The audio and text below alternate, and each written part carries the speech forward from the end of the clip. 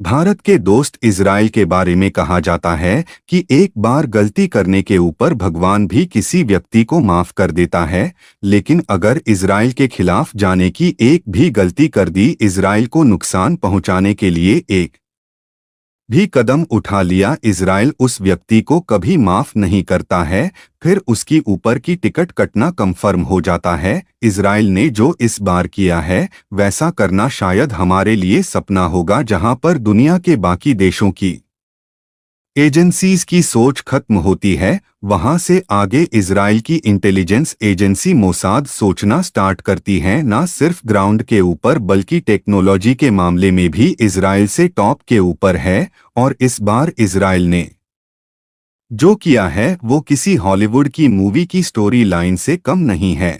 और ऐसा करना दुनिया के बाकी सभी देशों की इंटेलिजेंस एजेंसीज के लिए सपने से कम नहीं होगा। दरअसल न्यूज़ निकल कर आ रही है कि लेबनान में पिछले कल 3000 से भी ज्यादा पेजर्स एक साथ ब्लास्ट हो गए हैं। ये पेजर्स लेबनान में हजारों लोगों की जेब में थे। इजराइल ने अब ये कैसे किया, इस हमले से जुड़ी कई सारी बड़ी बड़ी अपडेट्स और इनसाइड स्टोरी सामने निकल कर आ रही है। सबसे पहले आप मैप के ऊपर देखो, इजराइल के पड़ोस में टॉप वाली साइड के ऊपर एक मुस्लिम देश है लेबनान, जहां पर हिजबुल्ला नाम का आतंकी संगठन वहां पर एक्टिव है। हिजबुल्ला को ईरान का सपोर्ट हासिल है और ये लगातार इजराइल के ऊपर हमले करता रहता है, कभी ड्रोन अटैक्स तो कभी मिसाइल अटैक। और जब से इजराइल ने गाज में वहां पर ऑपरेशन स्टार्ट किए हैं, तब से ही हिजबुल्लाह इजराइल के ऊपर लगातार हमले कर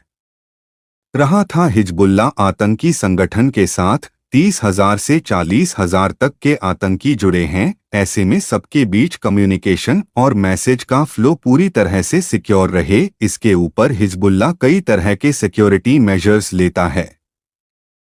लेकिन यह बात हिजबुल्ला को भी पता है कि टेक्नोलॉजी के मामले में इजराइल अमेरिका का भी बाप है। मसाद के साथ टेक्नोलॉजी में उनका कोई भी मुकाबला नहीं है। इसलिए हिजबुल्ला आतंकी संगठन ने लेबनान में अपने आतंकी संगठन से जुड़े वहां पर सभी ओवरग्राउंड वर्कर्स को आपस में बात करने या मैसेज ट्रांसफर करने के लिए मोबाइल फोन का इस्तेमाल करने के ऊपर रोक लगा दी थी और कहा था कि वह आज के बाद पेजर्स का इस्तेमाल करके एक दूसरे के साथ कांटेक्ट करेंगे और कम्युनिकेट करेंगे, और जो को भी मैसेज ट्रांसफर करना होगा तो वो पेजर का इस्तेमाल करेंगे, जिसके लिए हिजबुल्ला ने हजारों पेजेस परचेस किए और अपने सभी वर्कर्स को बांट भी दिए।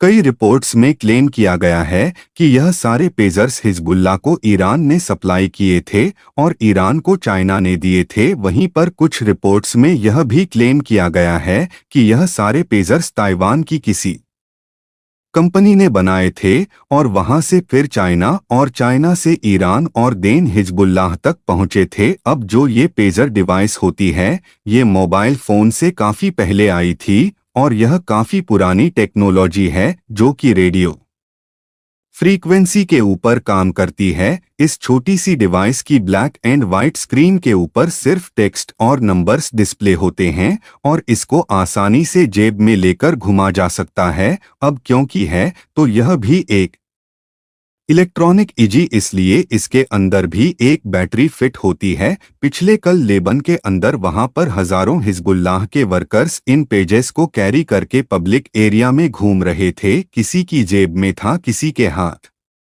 में था, कोई पेजर के ऊपर मैसेजेस पढ़ रहा था तो किसी के पर्स में था। लेकिन पिछले कल शाम को लेबनान के अंदर वहां पर हजारों पेजर्स एक साथ से अचानक से एक्सप्लोड्स निकल कर आ रही है कि अभी तक इस हमले में हिजबुल्लाह के 3000 से भी ज्यादा लोग इंजर्ड हो गए हैं, जबकि 10 के करीब 72 के पास पहुंच गए हैं। लेबनान के अंदर वहां पर हॉस्पिटल्स पूरी तरह से फुल हो गए हैं। विजुअल्स काफी भयानक थे, इसलिए उनको हम आपके साथ शेयर नहीं कर सकते हैं और आपको मेजस के साथ ही काम चलाना पड़ेगा। रिपोर्ट्स आ रही है कि इन पेजस अटैक में ईरान का भी एक डिप्लोमेट घायल हो गया है, जो कि अपने पेजर की मदद से हिजबुल्ला के साथ कांटेक्ट में था। माना जा रहा है कि इजराइल की इंटेलिजेंस एजेंसी मसाद नहीं ही हिजबुल्लाह के पेजर कम्युनिकेशन सिस्टम को हैक करके यह पेजस की बैटरीज अचानक से एक्सप्लोड्स लेबनान बल्कि सीरिया के अंदर भी। हाँ, पर कुछ पेजस के ब्लास्ट होने की रिपोर्ट्स आई है क्योंकि सीरिया के भी काफी सारे आतंकी हिजबुल्लाह के साथ जुड़े थे। अभी तक इजराइल की सरकार ने इसके ऊपर कोई भी स्टेटमेंट नहीं दी है।